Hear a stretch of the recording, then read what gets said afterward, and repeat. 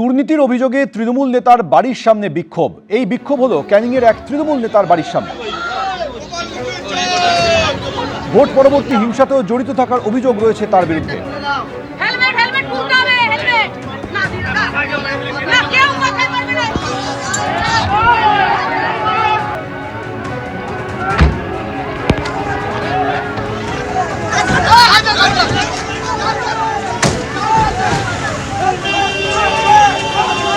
দিঘিরপাড় পঞ্চায়েতের প্রাক্তন প্রধান এবং তার স্বামীর বিরুদ্ধে অভিযোগ উঠেছে। প্রতিবাদে তৃণমূল নেতার বাড়ির সামনে বিক্ষোভ দেখানো হয়।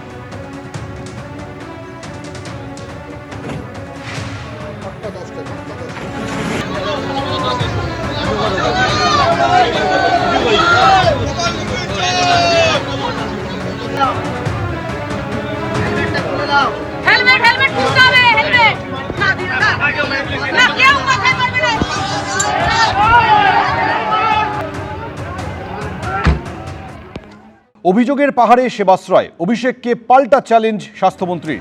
2031 নয়, দম থাকলে 31শে জুলাইয়ের মধ্যে উত্তর দিন অভিষেক। সেবাশ্রয়ে দুর্নীতি হয়নি, দম থাকলে 31শে জুলাইয়ের মধ্যে উত্তর দিন অভিষেক। সেবাশ্রয় নিয়ে চ্যালেঞ্জ স্বাস্থ্যমন্ত্রী।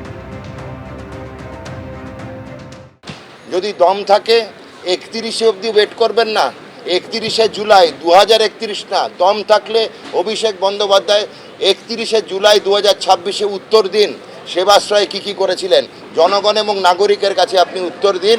31শে জুলাই 2026-এ 2031 অবধি অপেক্ষা করতে পারলাম না, আপনি কবে আসবেন? আপনি তো বলেছেন যে আপনি এলে আমাদেরকে দেখিয়ে দেবেন, বুঝিয়ে দেবেন। সবকে সাথ সবকা বিশ্বাস আর সবকা হিসাব এই সরকার কিন্তু রাখছে। কিভাবে ডাক্তারি করা হবে, কোন রোগীকে কোন ওষুধ দেওয়া হবে, সেবাশ্রয় 2 এর ক্যাম্পে এখনো পড়ে আছে তারই সহায়িকা, যা দেখে অনেকের মনেই প্রশ্ন জাগছে। তবে কি ইন্টার্ন ডাক্তারদের গাইডলাইন দেওয়ার জন্যই তৈরি করা হয়েছিল এই ম্যানুয়াল? একের পর এক চেম্বার, যেন মিনি হাসপাতাল। কোনো চেম্বারের দরজার ওপরে লেখা ইএনটি, কোনোটার দরজার ওপরে লেখা ডার্মাটোলজি, কোনোটায় লেখা গ্যাস্ট্রোএন্ট্রোলজি, কোনো চেম্বারের দরজার ওপরে আবার লেখা অর্থোপেডিক। রয়েছে অ্যান্টি চেম্বারও। যে কোনো সরকারি হাসপাতালের অন্তঃসজ্জাকে হার মানিয়ে দিতে পারে সাজানো গোছানো সেবাশ্রয় 2 এর ক্যাম্প। আর যত কাণ্ডের সূত্রপাত এখান থেকেই।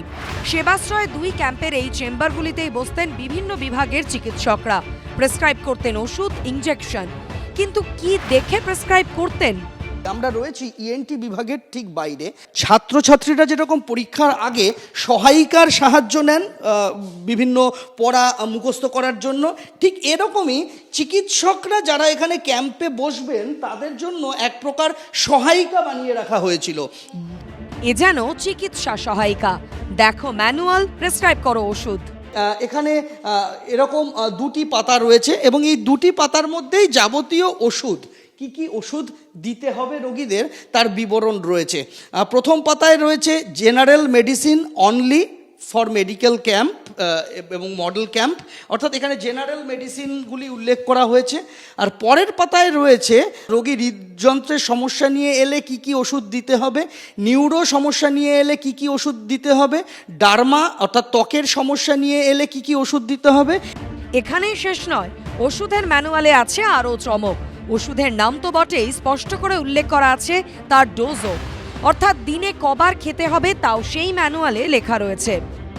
ওষুধ কি ডোজে দেওয়া হবে, কতবার দেওয়া হবে এবং কোন রোগীকে কোন ওষুধ দেওয়া হবে, এটা সবটাই কিন্তু চিকিৎসক ঠিক করেন এবং সেটা দেখবেন যে ওই যে কাগজটির নিচে চিকিৎসক সই করেন, তারপরেই সেটা একটা বৈধ একটা ওষুধের স্লিপ বলুন বা প্রেসক্রিপশন বলুন, সেটার একটা বৈধতা পায়।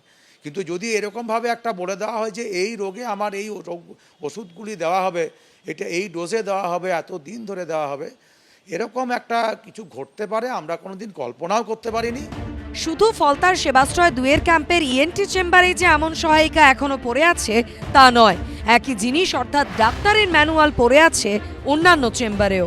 দক্ষিণ 24 পরগনার সরিষার বাসিন্দা সারিফা খাতুন কোমর ও ঘাড়ে ব্যথা নিয়ে গেছিলেন সরিষার সেবাশ্রয় ক্যাম্পে। অভিযোগ সেখানকার চিকিৎসকের দেওয়া ওষুধ কাজ করেনি। ওষুধ ভালো কাজ দিচ্ছে না, তো আমাদের এখনো পর্যন্ত আমি ওই অসুস্থতা রয়েছি। হ্যাঁ, গত 1 বছর আগে দেখিয়েছি। ডাক্তার কিভাবে প্রেসক্রিপশন লিখছেন? হ্যাঁ, উনি ফোন দেখছিলেন, প্রেসক্রিপশন লিখছিলেন। সত্যি কথা বলতে টেকনোলজি অনেক আপগ্রেড হয়ে গেছে, তো তাদের কাছে মোবাইল থাকে, তাদের কাছে ট্যাব থাকে, তারা ওই মোবাইল খুলে বা ওই ইন্টারনেট খুলে তারা কিন্তু দেখে নেয়। ফলে ওইখানে যখন ওইটা হচ্ছে ওরকম গোছা গোছা কাগজ সেখানে রেডিমেড তৈরি করা আছে, তার মানেই বুঝতে হবে যে অভিযোগগুলো আসছে সেই অভিযোগগুলো 100% ঠিক। সেবাশ্রয়ে কারা চিকিৎসা করতেন, তারা সকলে কি আদৌ চিকিৎসক? এবিপি আনন্দের হাতে এই ম্যানুয়াল আসার পর ফের উঠে গেল সেই প্রশ্নগুলো। ক্যাম্পে নিয়ম মেনে আইনসঙ্গতভাবে সংশ্লিষ্ট পরিকাঠামোর মধ্যে থেকে রোগীকে পরিষেবা দেওয়া হয়ে থাকে সেটা অন্য জিনিস। তাছাড়া যদি কোনো ক্যাম্পের নামে কোনো অনৈতিক কাজ নিশ্চিত করে সেটা তদন্ত সাপেক্ষ এবং তদন্ত করে সেটা সামনে আনা উচিত।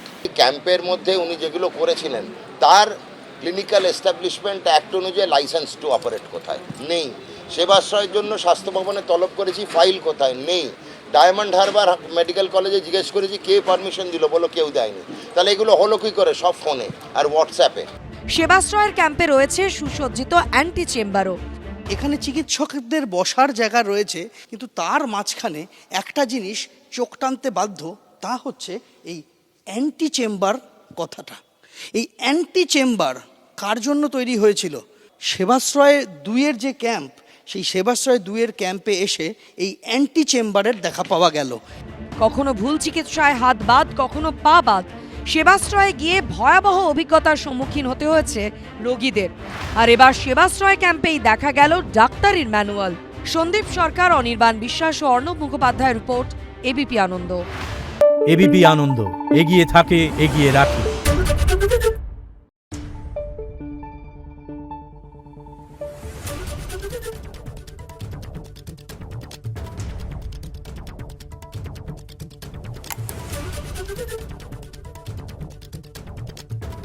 Thank you.